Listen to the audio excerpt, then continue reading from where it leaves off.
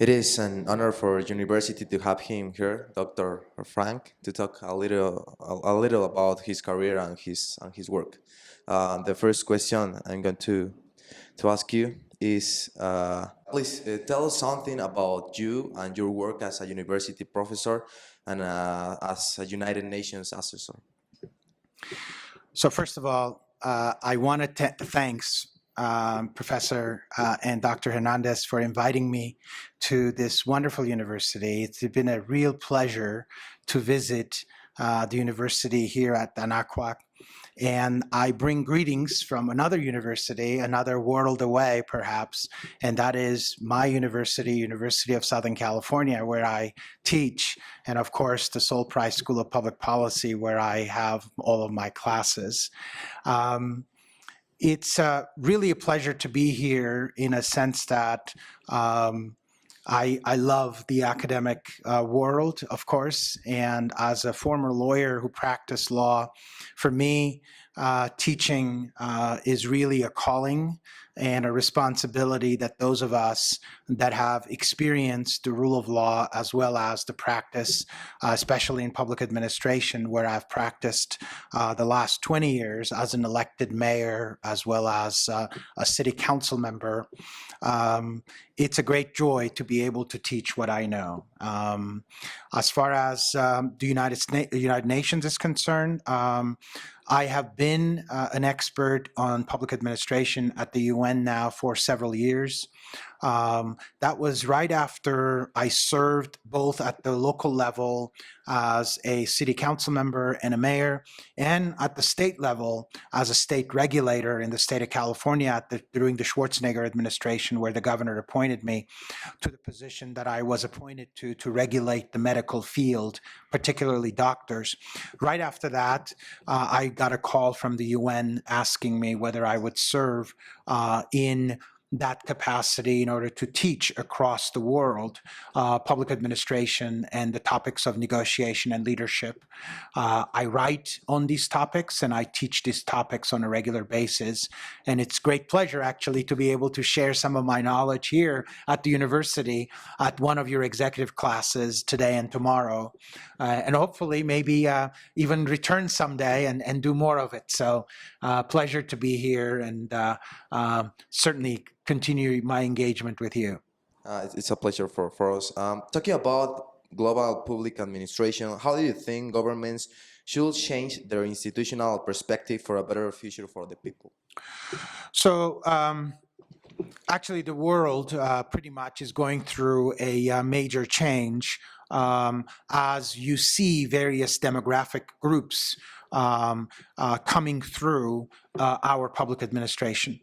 I can tell you that when I first ran for office in 2003, the constituency I represented in my city, and as I was also president of Conference of Mayors in Southern California, so I had about 7 million people that I represented in my responsibility as president of this city group. And people who elected me then are different than the people who elect me today. So 17 years in public administration is a long time, and the priorities of people, of course, change with demographic changes. So what I considered success when I graduated law school and got my doctorate to practice law was different than what my daughter now, doing the same thing, considers. She also, just like me, just graduated law school, got her doctorate in law, and she's going to be a lawyer. But the way she describes success, the way I describe success are two different things, which means that public administration is changing as well. We are in a more of an economy that is sharing today.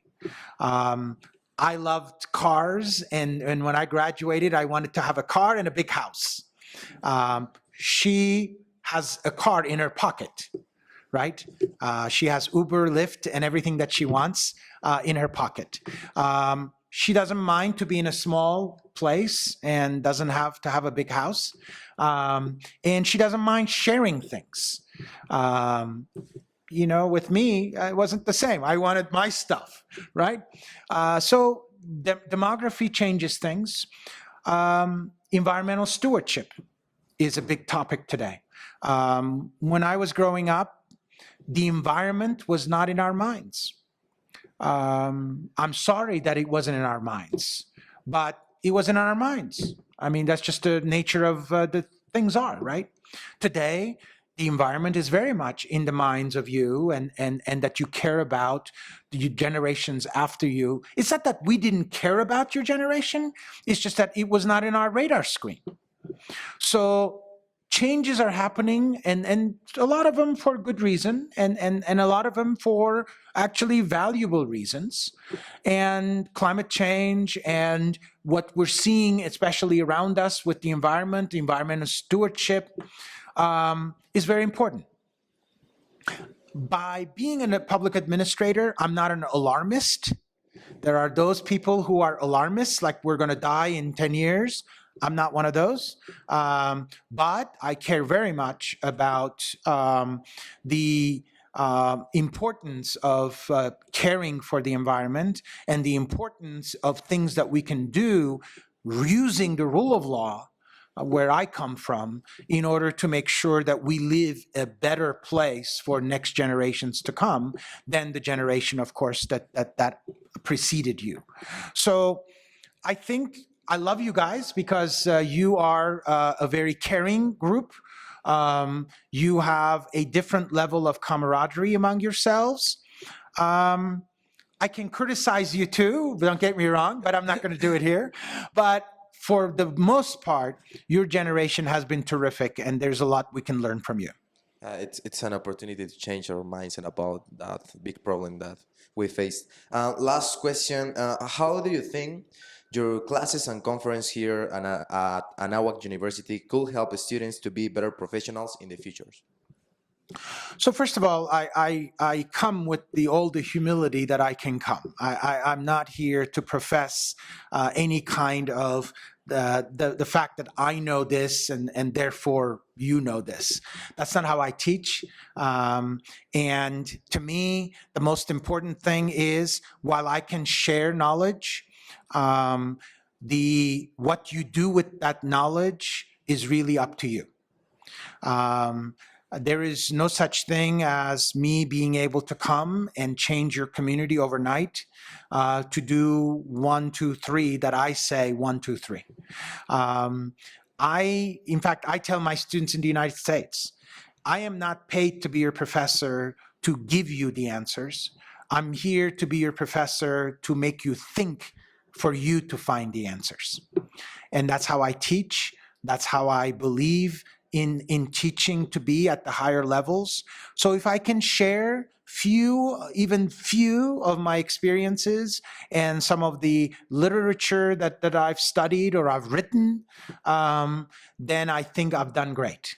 From my perspective. So I don't believe in grandiose effects or grandiose ways of coming and speaking, but I believe in transformational change, and I believe that you are all capable of doing so. And all I can do perhaps is to facilitate that in your minds. And I'll do everything I can to this time and maybe the next time to bring the best possible literature, the best possible practice, because that's the world I live in. My title as a professor is a professor of the practice, so I'm more of a clinical professor, if you will. So my job is to mix both academics and practice together and teach in that fashion so that you acquire the skills that are necessary for you to lead your organizations, your country, because you're the generation and you're the future of your own country. Thank you so much, Dr. Frank, for this interview. We're really happy to have you here. It's a pleasure for us. Well, it's pleasure is mine, certainly, and look forward to seeing you all again.